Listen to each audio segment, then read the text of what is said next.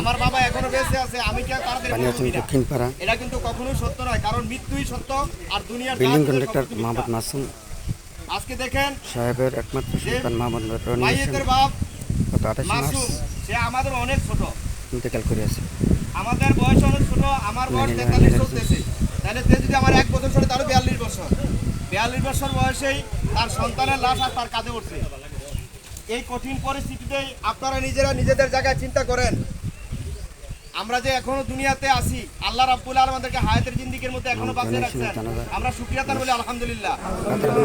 সবার কাছে একটাই অনুরোধ থাকবে, প্রত্যেকটা জানাজার সম্মুখে ইমাম সাহেব দাঁড়িয়ে শুধু নসিহত করে, আমি আজকে আপনাদেরকে নসিহত করব না, শুধু আপনাদেরকে একটাই অনুরোধ করব, আপনারা সবাই 5 ওয়াক্ত নামাজ ঠিক মতন পড়বেন, অন্যের ক্ষতি করা থেকে নিজেকে বিরত রাখবেন, কারোর প্রতি কেউ হিংসা বিদ্বেষ করবেন না। 3টা জিনিস থেকে যদি আপনি নিজেকে রক্ষা করতে পারেন, তাহলে আপনি দুনিয়া থেকে অন্তত গ্যারান্টি দিতে পারবেন যে আমি অন্তত পূর্ণ পবিত্র আছি।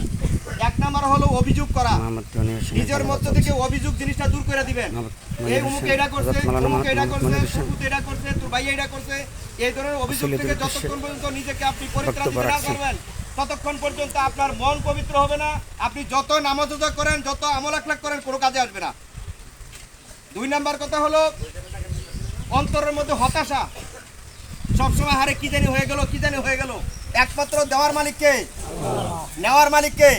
তা আপনি যতই বিপদে পড়েন, শুধু যদি আল্লাহর উপর তাওয়াক্কুল রাখেন, তাইলে দুনিয়ার যত বিপদে